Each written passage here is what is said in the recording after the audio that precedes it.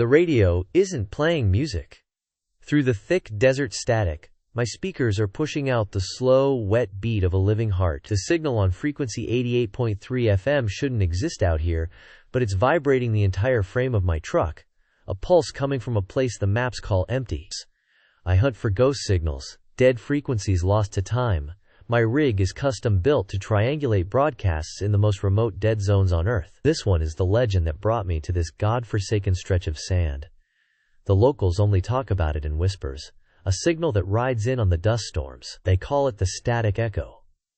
The triangulation gear locks on, but the numbers flicker, unstable. My GPS is a mess of scrambled pixels, placing me in the middle of a non-existent lake. I'm driving blind, guided only by the growing strength of that rhythmic thump. Thump thump, thump thump. It's getting louder. The bass is so low it feels like a pressure change in the cab. The windows of my truck begin to hum, a physical vibration that syncs up with the audio. Outside, the air smells of hot metal and ozone, like the moment after a lightning strike. That's when I see it. Just the tip of a rusted, pre-war transmitter antenna, jutting from the top of a sand dune, as if the earth just coughed it up. If stories like this keep you up at night, subscribe to The Hollow Hour, a new one every week. The sand is loose, recently shifted. I dig with my hands, then a shovel from my kit. The metal antenna goes down, and down, connected to something solid. Soon, I've uncovered the edges of a reinforced steel hatch, the kind you see on old military bunkers. A faded stencil reads, Site Gamma. The air that seeps from the cracks is stale, heavy with the smell of dust and old copper.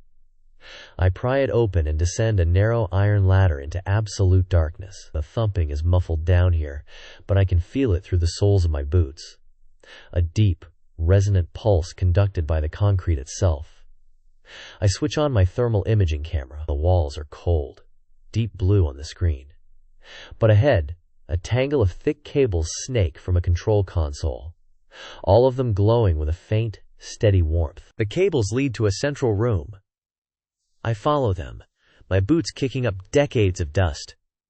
The room is dominated by a huge, cylindrical glass chamber, clouded with condensation. The equipment it's wired to hums with power, and the heat signature is unmistakable. It's not the heat of machinery, it's the constant, 98.6-degree temperature of a living body. Inside the chamber is a massive organic shape, a knot of dark red tissue and pulsing veins the size of a small car. It contracts and expands in perfect time with the broadcast. This isn't a radio station, it's a life support system. On a dusty console I find a logbook. The paper is brittle.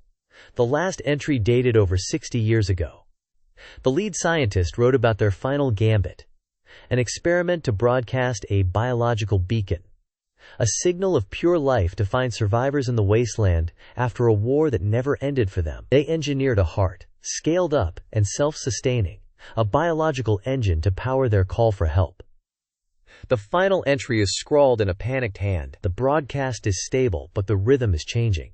It's responding to us. The machinery is no longer just powering the signal, it's keeping it alive. It's growing. My movement near the console must trigger a sensor. The rhythm from the speakers above and from the tank in front of me suddenly quickens. Thump thump thump thump. It knows I'm here. The broadcast isn't a beacon, it's a cage, and the thing inside is screaming for a way out. I see the main power conduit, a thick red lever set into the wall. One pull would cut the power, silence the signal, and end whatever this suffering thing is. Leave it to rot in the dark. Or I can leave it, this conscious heart, beating alone in its prison beneath the sand, calling out to a world that has forgotten it. I back away from the lever. I can't be its executioner. I climb the ladder and pull the heavy steel hatch closed, the metallic slam echoing into the deep. I shovel the sand back over it, burying Site Gamma once more. As the sun bleeds across the horizon, I turn the radio in my truck back on. The signal is gone, lost to the static of the dunes. But as I drive I can still hear it, a quiet, steady beat, perfectly in time with my own pulse.